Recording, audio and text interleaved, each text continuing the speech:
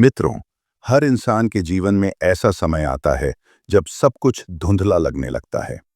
रास्ते बंद नजर आते हैं, दिल टूटता है और मन कहता है अब और नहीं। ऐसी स्थिति में हम सब अर्जुन बन जाते हैं, थके हुए, उलझे हुए और निराश। लेकिन हर बार जब मानवता इस निराशा के अंधेरे में फंसी है, एक आवाज ने हमें फिर से रोशनी दिखाई है। वो आवाज है श्री कृष्ण की। महाभारत के युद्ध भूमि पर अर्जुन भी यही महसूस कर रहा था। उसके सामने अपने ही सगे संबंधी थे, गुरु, भाई, मित्र। उसके हाथ कांप रहे थे।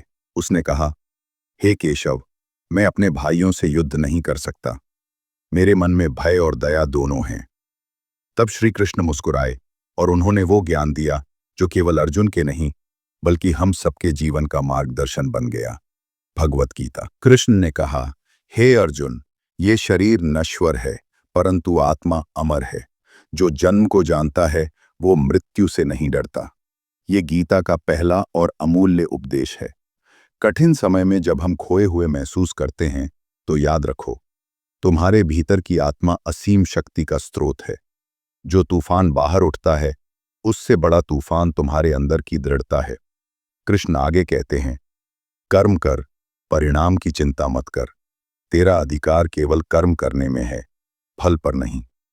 मित्रों, यही वो वाक्य है जो हर कठिन घड़ी में हमें संभाल सकता है। जब परिस्थितियां हमारे खिलाफ हों तब भी कर्म करते रहो, क्योंकि वही तुम्हारी सच्ची पूजा है। जो व्यक्ति परिणाम का भय छोड़कर कर्म करता है उसे दुनिया की कोई शक्ति डिगा नहीं सकती। अर्जुन ने कहा, परंतु प्रभु, जब सब कुछ मेरे खिलाफ है मैं कैसे लड़ूं? कृष्ण ने उत्तर दिया, हे पार्थ, जो अपने मन पर विजय पा लेता है वही सच्चा विजेता है। यानी हमारा सबसे बड़ा शत्रु बाहर नहीं, भीतर है। डर, संदेह और आलस्य। कठिन समय में बाहरी युद्ध जितना भी बड़ा क्यों ना हो, अंदर के भय पर विजय पा लो तो सारे युद्ध जीत जाओगे। कृष्ण ने अर्जुन को ये भी कहा, जो सुख और दुख, लाभ और हानि, जीत और हार को समान भाव से देखता है वही सच्चा योगी है। मित्रों, जब हम जीवन में बुरे समय से गुजरते हैं तो पहला काम हमें ये करना चाहिए, अपने मन को स्थिर रखना, क्योंकि परिस्थिति से ज्यादा ताकतवर तुम्हारा दृष्टिकोण होता है। अगर तुम्हारा मन शांत है तो हर तूफान भी तुम्हें हिला नहीं सकता। गीता में एक और महत्वपूर्ण उपदेश है, उठो, जागो और अपने धर्म का पालन करो। ये वही संदेश है जो हर उस इंसान के लिए है जो हार मानने की सोच रहा है। कृष्ण कहना चाहते हैं कि कठिन समय भागने के लिए नहीं, जागने के लिए आता है। जब तुम्हारे चारों ओर अंधेरा हो तभी अंदर की शक्ति सबसे तेज जलती है। और जब अर्जुन ने युद्ध करने का संकल्प लिया तब श्री कृष्ण ने कहा, जो अपने कर्म को ईश्वर को समर्पित करता है वही सच्चा भक्त है।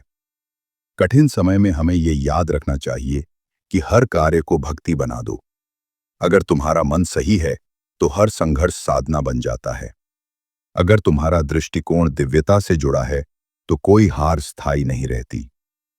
जय श्री कृष्ण। मित्रों, श्री कृष्ण ये नहीं कहते कि जीवन में दुख नहीं आएगा। वे ये कहते हैं कि जब दुख आए तो घबराओ मत, वो तुम्हारे भीतर की शक्ति को जगाने के लिए आता है।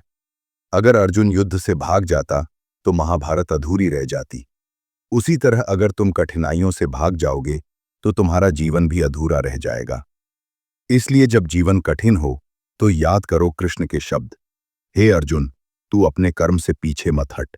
तू योद्धा है, तेरे भीतर अमर आत्मा है, तू असफल नहीं हो सकता।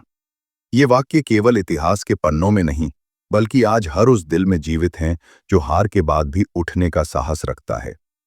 तो आइए आज हम श्री कृष्ण के इस संदेश को जीवन में अपनाएं कि बुरा समय स्थायी नहीं होता पर सच्चा कर्म अमर होता है।